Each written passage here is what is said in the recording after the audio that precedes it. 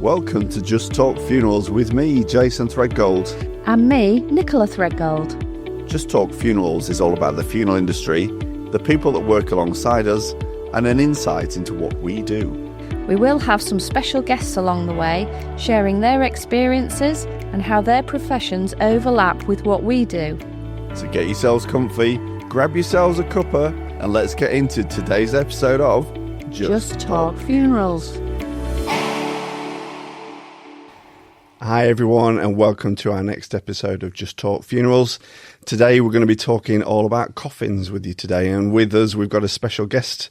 We've got Steve Walwyn from J.C. Walwyn. Thanks for joining us today, Steve. Really appreciate this. Thank you. So we're going to start this off today by talking a little bit about your company. So where did it begin and whereabouts you're based in the country? Yeah, no problem. So we're based in Ashbourne, Derbyshire, small market town. It was founded by my granddad. It was John Charles Walwyn, hence the J.C. Walwyn. Originally a joiner by trade, and things moved back on probably in the kind of war era, the 40s, and he decided to set up himself as a funeral director, stroke coffin maker. Back in the days, it was all solid oak by then, so it was a case of going out, getting the trees in, or the logs, cutting all to shape and size. And yeah, I was based in Ashbourne. But once the sons got involved, which was a big family of 5, so it was Philip, John, Kathleen and Margaret, the two girls, and me, Father Keith. So they all left school at 14 and helped the dad, obviously Grandad John, or Charlie, as was known, in the coffin making business. They all left school at 14. Wow. Back in the days then, so it was all hands on. And originally that's where it all started up and set up from there onwards. My dad's got a lot of tales. Probably can't relay more to you, but then probably as the business moved on, they started supplying coffins to funeral directors in the Derbyshire area. And then lo and behold, I think my dad tells me late 60s, a van pulled up into the little yard, which is where they lived as well, which was a joiner's yard. Opened his back doors of his vans and he says, "Can I show you something?" It was veneered oak coffin sets, and he travelled down from Huddersfield Funeral Supplies. My dad will tell me at the time, and he says, "This is where the funeral industry is going to step forward with cremations." So it opened an avenue that coffins then went from solid oak into the opening of veneered coffins. Obviously your chipboard and your veneer then applied to the chipboard. Obviously a bit of an easier process and a cheaper process. And then moving on from that, Philip, John and my dad came across the old Ashbourne airfield, which was run by the Derbyshire Dales District Council, and the airfield had become closed, and they were selling the land off for business plots. So they were one of the first up there back in the day. I think it was 1972. They purchased it, something like £2,000 for, I think it was half an acre, which in them days was the earth. And my dad always says that his dad, Charlie, turned around and he says, "I'll give you 6 months and you'll be bust." Oh.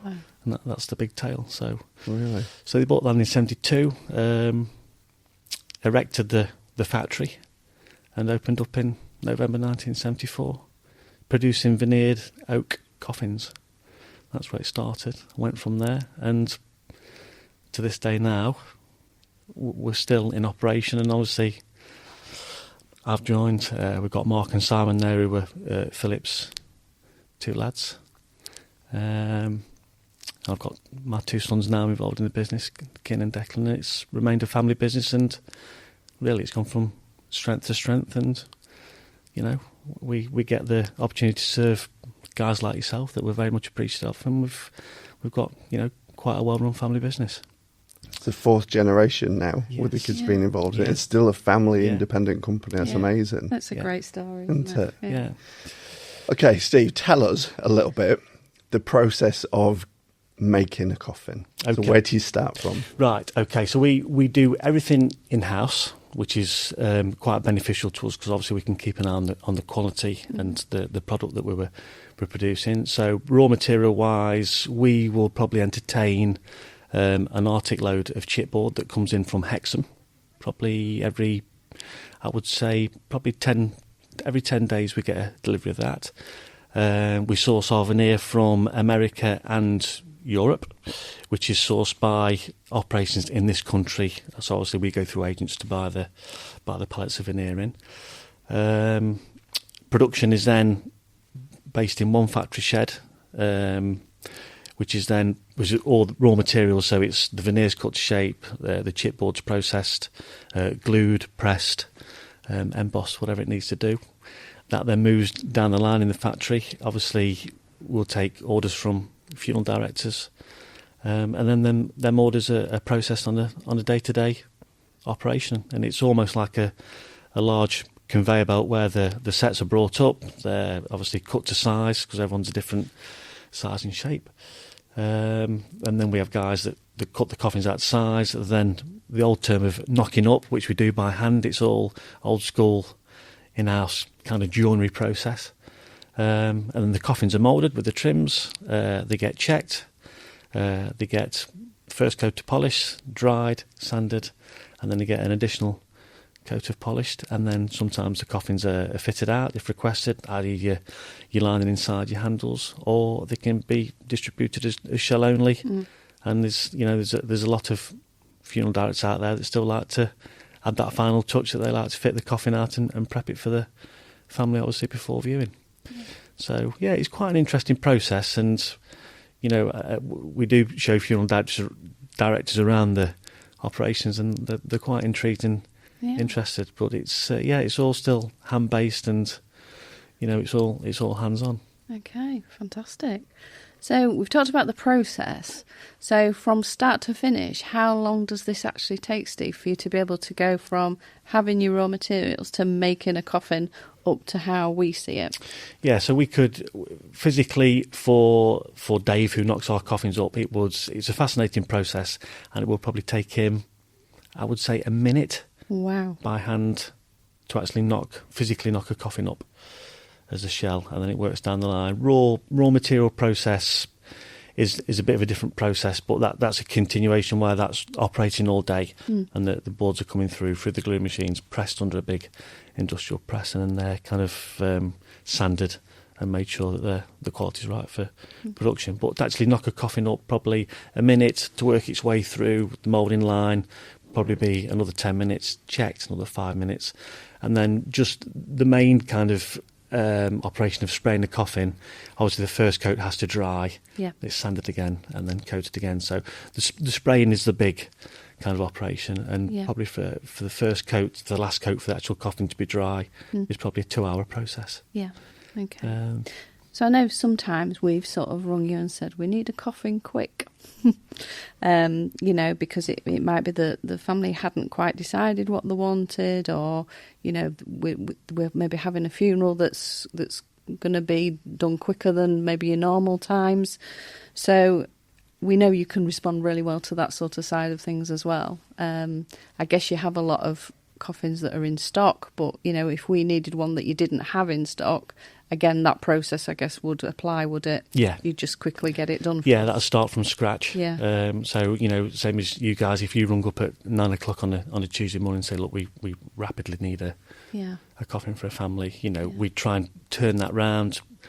Delivery-wise to you guys, we'd do our best for 48 hours. If you guys said, look, we need to come down and actually collect it, then we'd turn that round for you. Yeah. Hopefully within 24 hours max. Yeah. It's fascinating. I know, and I know you have as well. So we appreciate it. No, thank you. No, we try our best, and that's all we can do in life, and hopefully we can provide that service to you. Okay, so you talked a little bit about where you source some of your veneer materials from. You're still making solid wood coffins as well. Where would you go to get your solid woods from? Yeah, again, so we use a company in Liverpool at the minute. They're a very good company. We probably dropped on them bizarrely during COVID, because there was again, although there was substantial pressure on funeral directors, Yep. as there was on coffin makers at the time.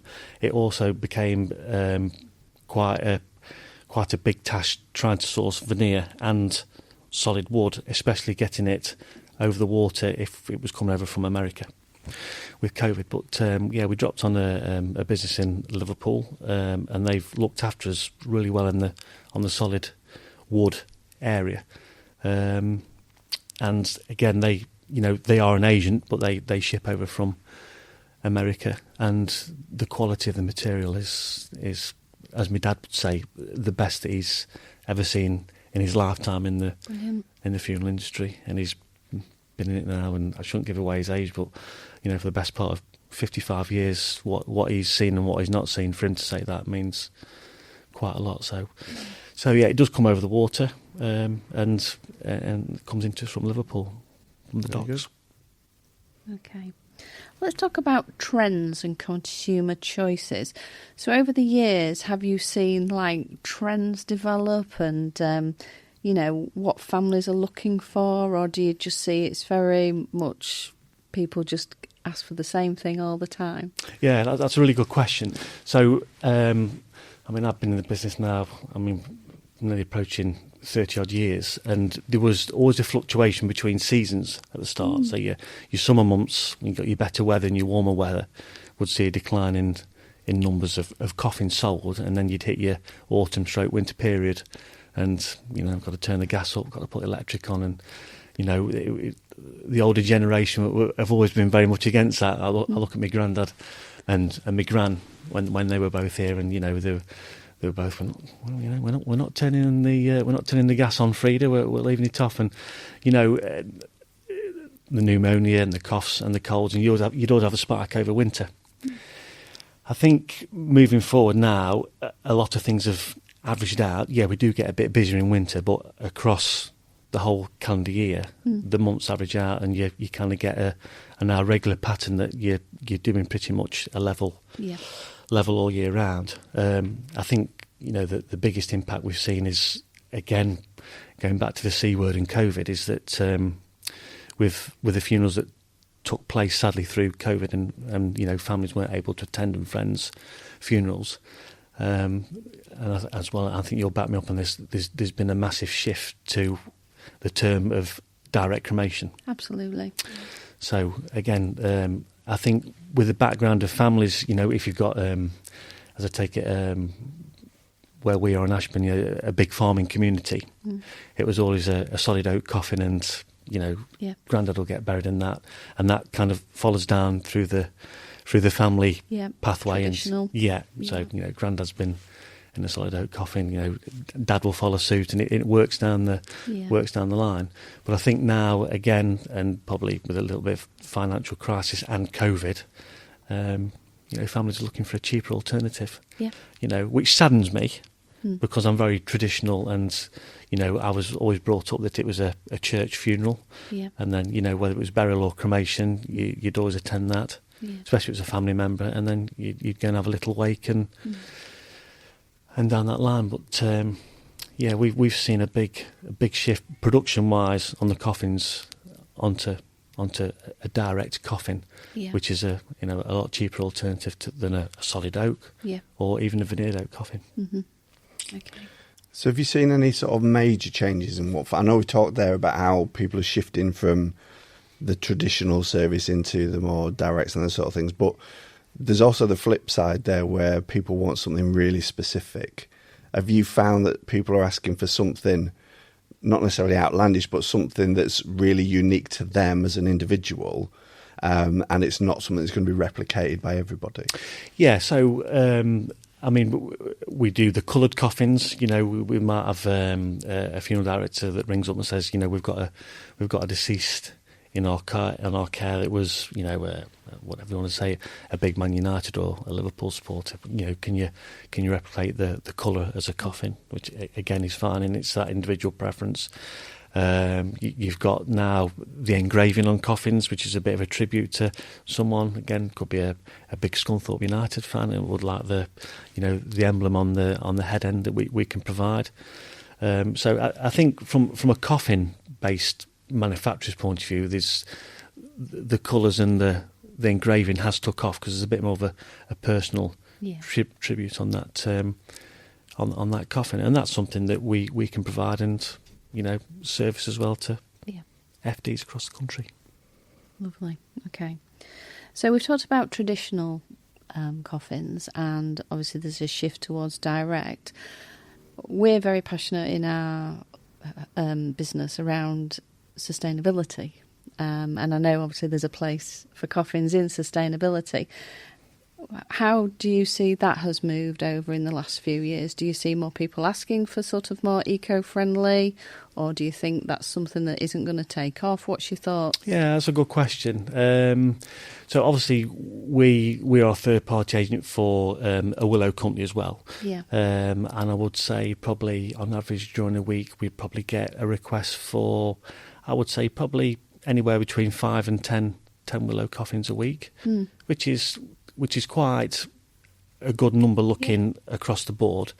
Where do I see it? I'm not sure. There is willow company providers in England. Yeah. There are willow companies that import a lot, especially from China, Indonesia, that side of the world. So again, from a sustainability part, you're probably looking at transport, and that's going to make its way into England for a start. So there's that view. Is that sustainable? I'm not quite sure.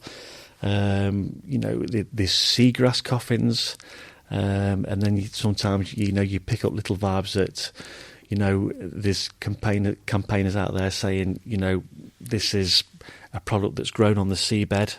Yeah. That is being harvested. Is that affecting what is happening under the water on the seabed? So I think there's twos and throws to everything. Yeah. How do I see it? That's a really good question, and that's quite a difficult one to answer. I'm on the fence. Yeah. I'm on the fence. I think there's twos and fours. There's the cost. Yeah. A willow coffin is quite an expensive product. Yeah. As well as a cardboard coffin.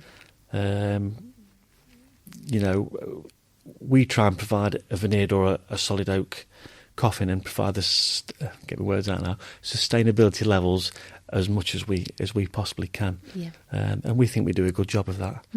And I still think, if I'm looking out now my crystal ball, I still think that the veneered solid coffins are still the way to go. Yeah. Yeah, I think we'd agree. Yeah. Okay. Right, we're bombarding you with all sorts of questions, Steve. That's fine. Okay, the next one from me is, so you fourth generation, you've been making coffins for a long time. Tell us something about what's the most unique or bespoke coffin that you've ever been asked to produce. Okay, so my dad at work has got this little kind of memories drawer.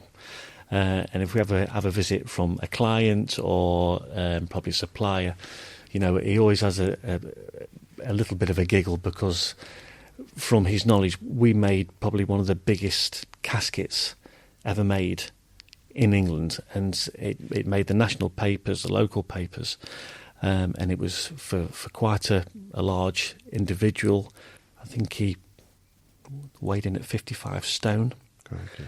And the actual casket we made was humongous, and that is not anything against the gentleman that passed away, but it would probably be, if I can try and describe it, probably the size of a quadruple wardrobe that had to be severely reinforced. I think the fire service had to go and obviously take the deceased out of his home, take the windows out to enable him to get him out. But that's one thing that is a little bit jovial to my dad, that he'll always pull out this clipping from, I think it was probably the Sun newspaper, and he says, take a look at this, we made that. But it's probably a bit of a proud moment for him, because you do see all sorts and shapes and sizes, but as we know in the industry, a 5'10", 20, a 6'20", 20, a 6'2", 20 is near enough a standard size nowadays.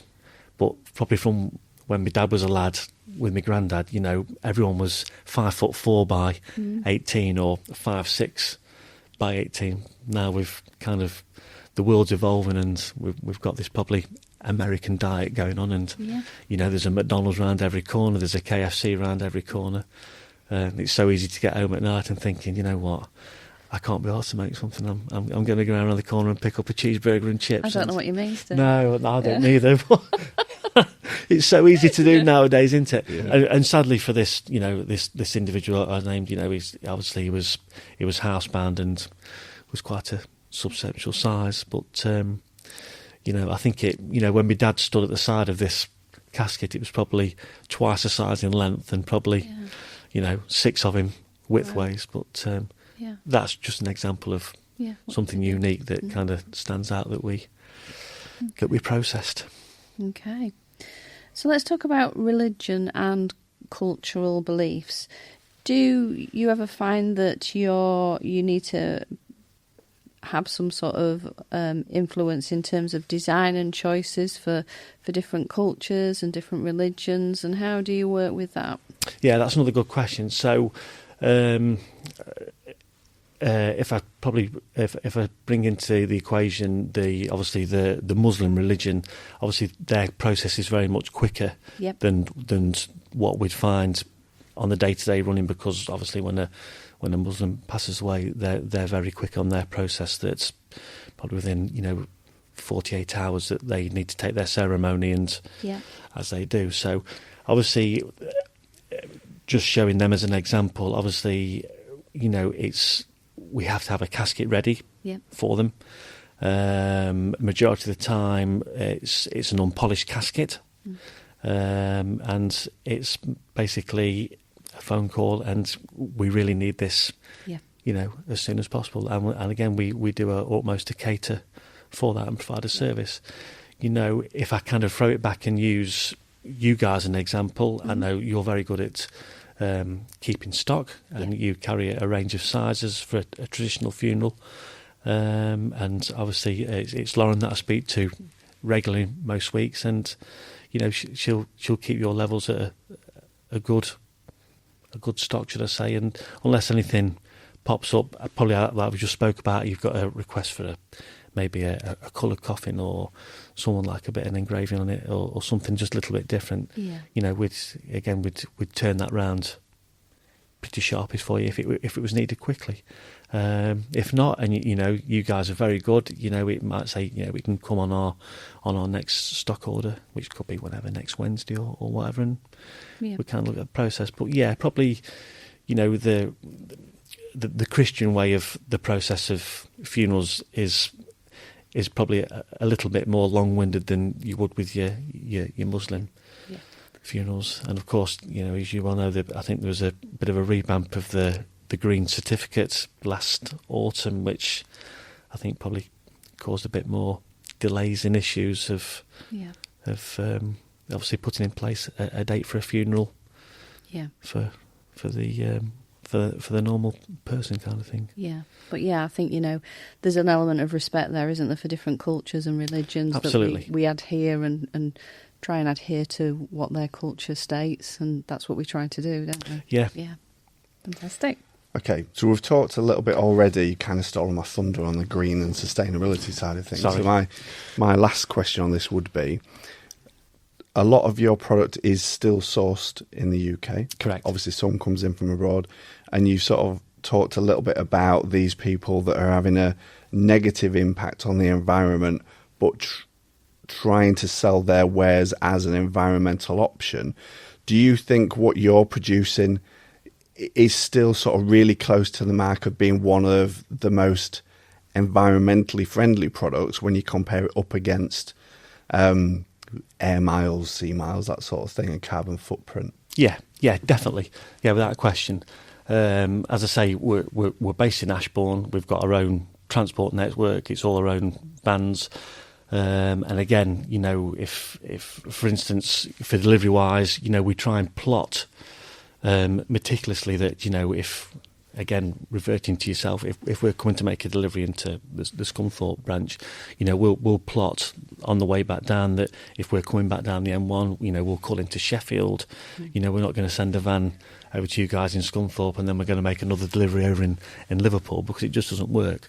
So we take everything on board. We source a chipboard from the UK, glues and resin that are, and nails that obviously that we need are sourced in this country. We've got a local workforce. Got 38 employees. I would say out of those 38 employees that 34 are local individuals based in Ashbourne. They're all Ashbourne chaps, and the grafters and the good lads. And there's not a great deal more.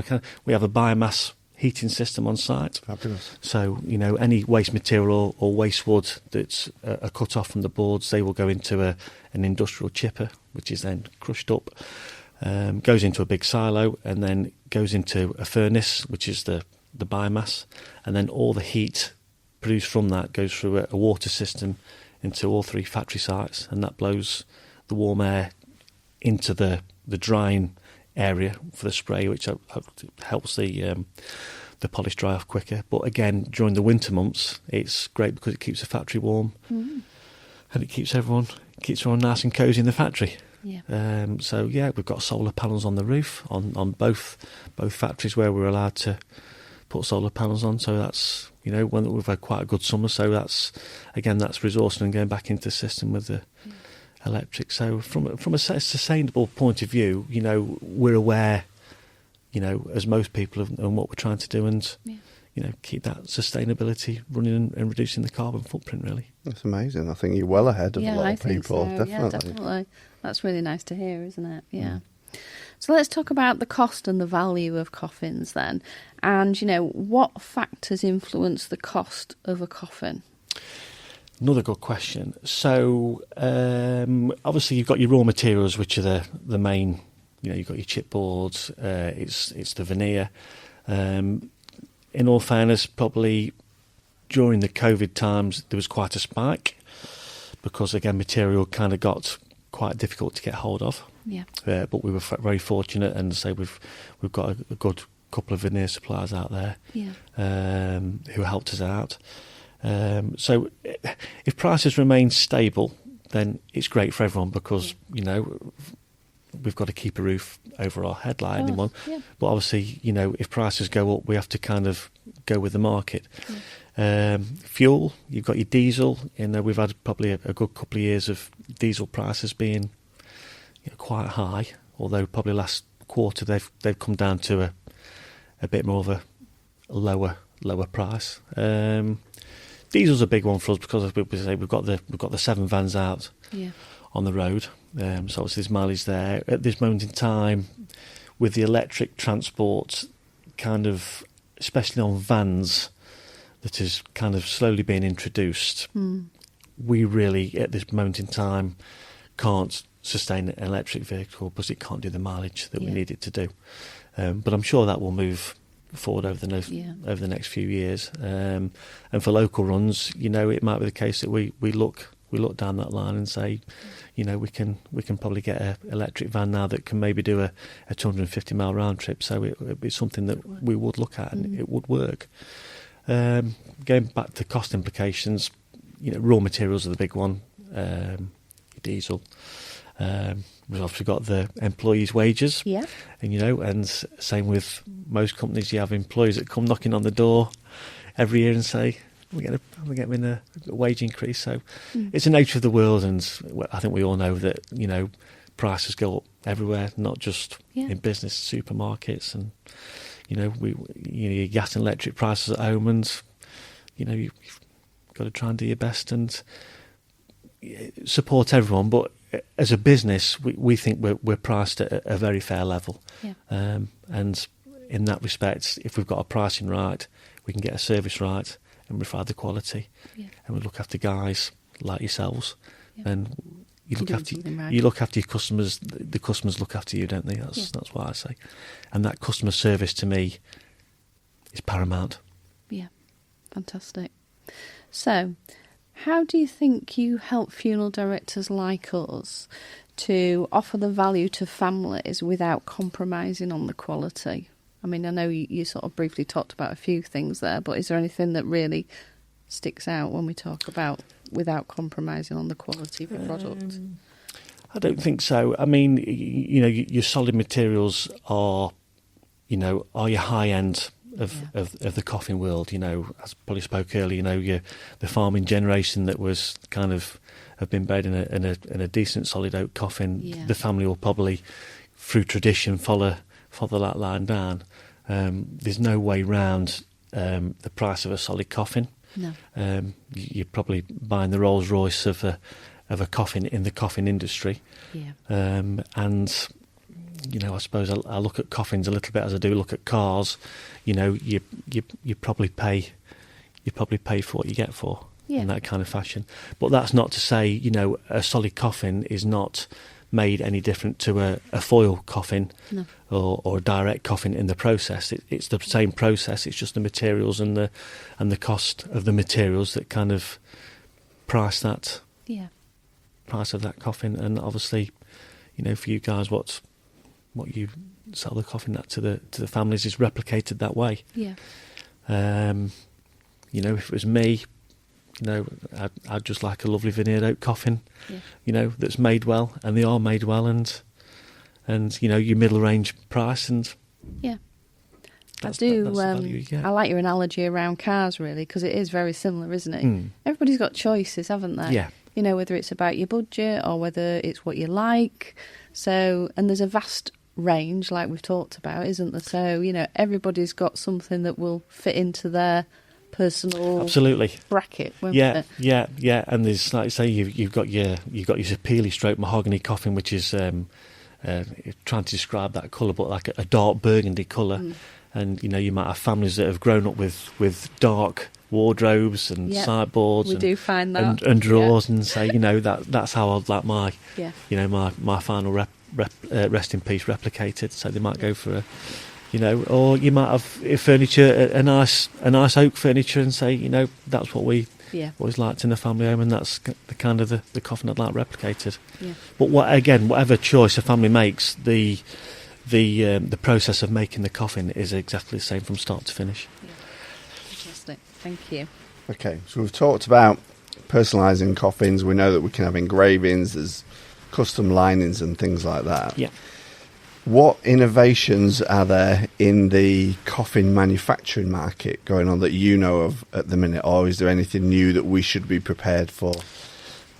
To me, I don't think there's anything that stands out in my eyes at the minute. I mean, the coffin making industry has always been a very traditional kind of background process, really. As I talked about before, you've got your older generation with your solid oaks.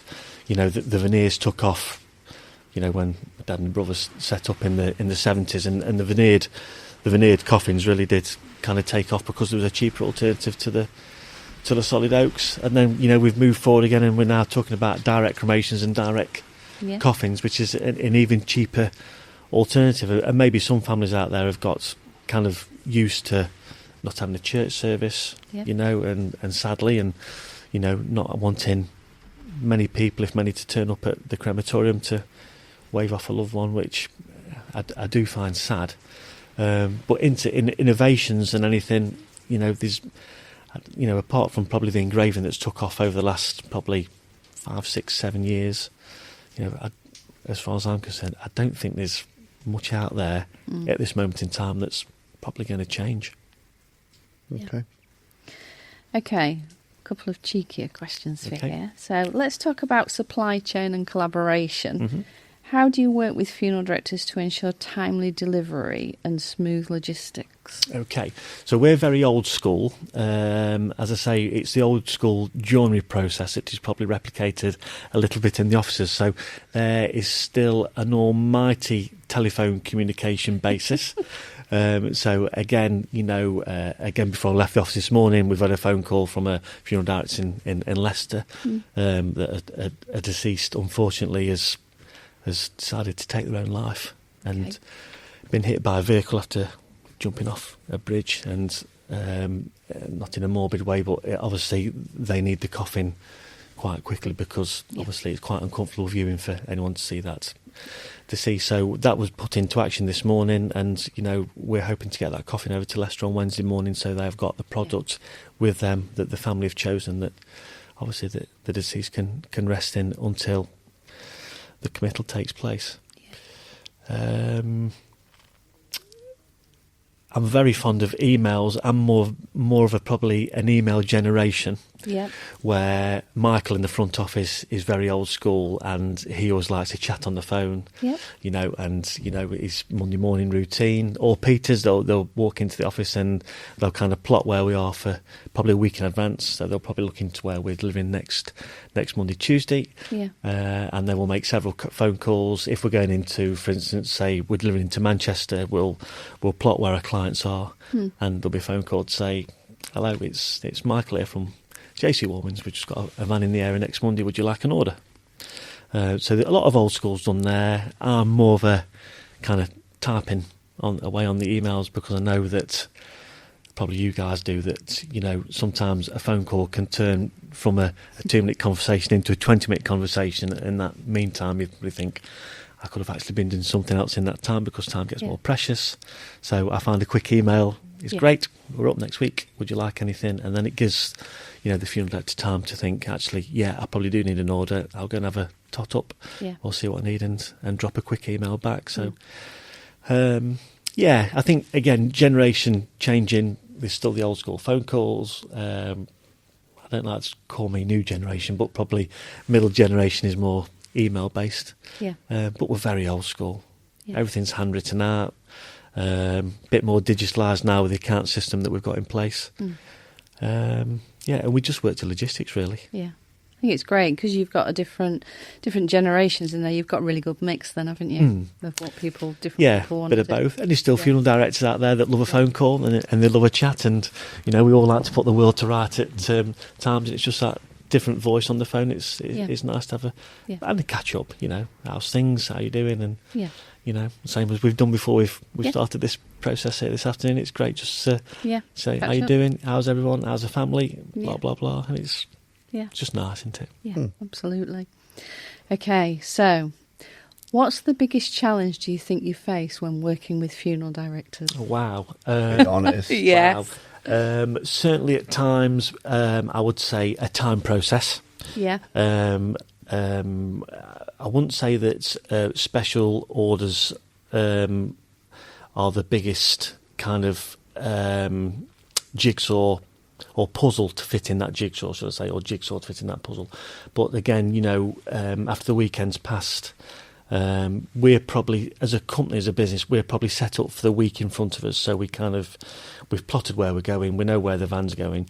You can't help individual client requests that as much as probably we probably may curse out under our breath.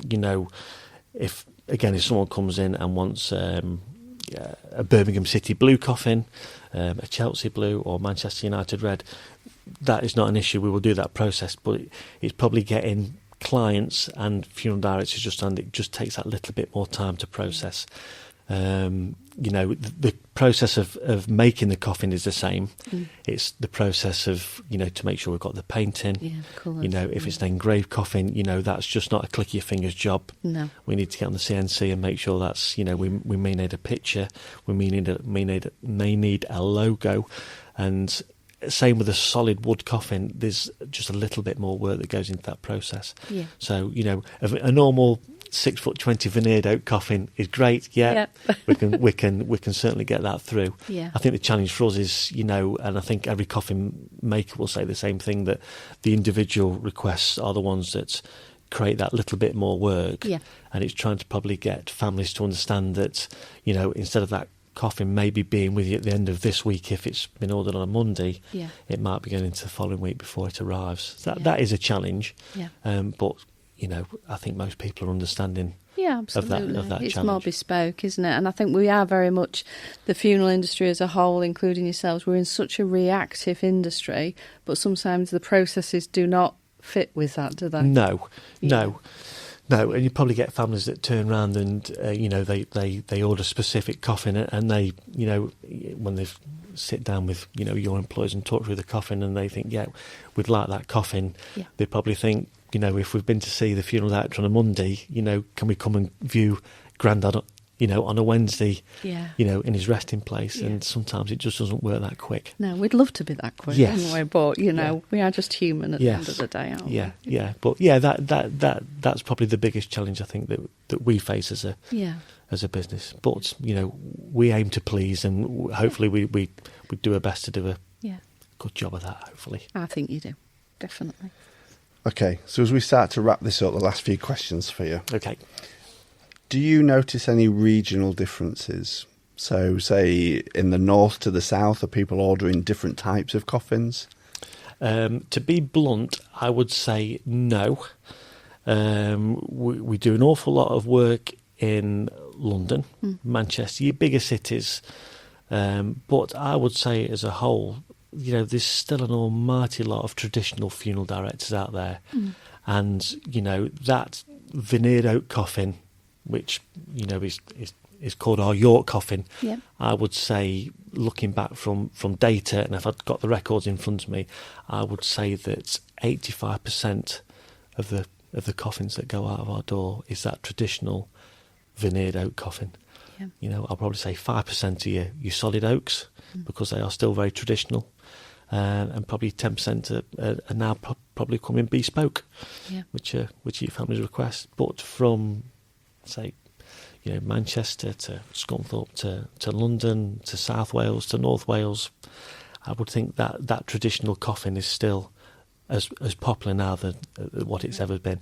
Although, going back to the direct side of funerals, obviously the direct foil coffins now obviously are jumping up in popularity. So there's an impact there. Okay. There's an impact there.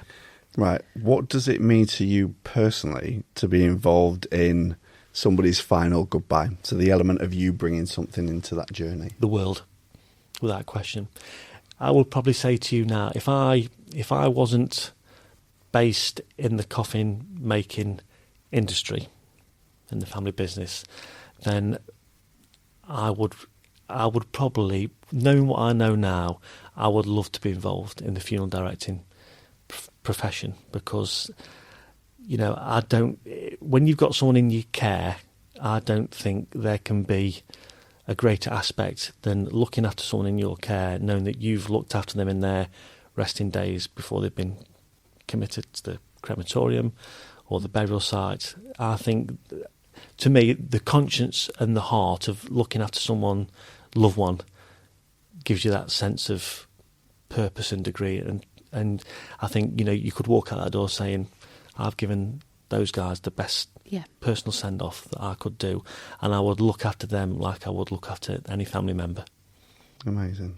No, we agree. Yeah, definitely. And for us to provide, coffins into the funeral industry, every coffin that goes out of our door, I always say when we have staff meetings that, every product you're making, although, we say, we try not to think about what we're making, we're all going to be there one day, but that product we're making, look after it and make sure that, you look at that and you think that might be for my great-granddad, my grandmother one day. So please make sure that, that touch and care is taken after. And I would say that, 98, 99% of what goes through our door, you want it to be 100%, you will never get that. And same as a supermarket, you'll always get the odd damaged good here or there in transit, or there's been a little bit bump, but if there is, we'll replace that, we'll make sure it's right. But that final send-off, if we provided a centrepiece for someone's final few days, then it gives me great pleasure. I'm proud of what we do, and I'm proud of the product that we supply, and I think if you run your business right and you pride yourself on customer service, quality, hopefully you're not doing a lot wrong in your life. And if I can walk away from that business when my time is up and done and say, I've given that my best shot, then I'll be a proud man walking away from it. Yeah. I can just feel that passion that you exude from that and the belief you've Yeah, got, and yeah. that's lovely. Yeah, we've got a great family business. I always say to everyone, if you walk into work with a smile on your face and you can walk out that door at 5 o'clock to go home with a smile on the face and you've enjoyed your working day, Yeah. you can't ask for anything else. No. And, you know, I've got passion. I love what I do. I love the job and I love the business. And, you know, we've got a great bunch of employees that work for us that pride themselves on the job. And that's from, you know, Michael and Pete that pick up the phone to the guys that process the coffins, Yeah. to our van drivers. Yeah. You know, so yeah, we think we do okay at what we do, and we try our best. Yeah. And that's all you can do in life. You can. Okay, so one final question for you. Okay. So what do you like most, Steve, about the job that you do? I probably putting me on the spot, I would be the customer interaction. Yep. You know, if I can make sure from my role in the business that I can make sure there's a good customer service out there, and the interaction, to me that means everything. To make sure that customers are happy. You know, if there are ever any issues, I try and make sure that they're resolved. And again, I've said earlier, without your customers, you haven't got a business. No, that's You know, true. and that's paramount to me, that Yeah. the customer service is on point. And, you know, if that's there, then I think you're halfway there to running something successful, should I say. Yeah. So, yeah, looking after the customers is my goal. Yeah. And that's what I try and do. Fabulous. Well, that's been a great insight. Amazing, hasn't it? yeah. We've learnt so much, Steve. I think that we didn't even know, even though we've known you for nearly 11 years. Can you believe it? Yeah, time flies. Absolutely. Yeah. So thank you so much for coming in and being our guest today. Thank you for inviting me up. And You are again, more than thank you for welcome. the business and custom that you provide to us, because we're very grateful of that as well. And we You are appreciate more than that. welcome. Thank you. Thank you. Well, that's the end of today's episode. I think that's been a fabulous one. So thank you all for listening, and we'll see you next time. Thank you for joining us for this episode of Just Talk Funerals. We really care about what you think. We love your feedback on the subjects raised today, or maybe you have a question you would like us to talk about in a future episode. You can contact us by emailing podcast@threadgoldfunerals.com. If you'd like to know more about what we do and the services we offer, then please head to jasonthreadgoldfuneraldirector.com. Thank you for joining us today, and see you next time.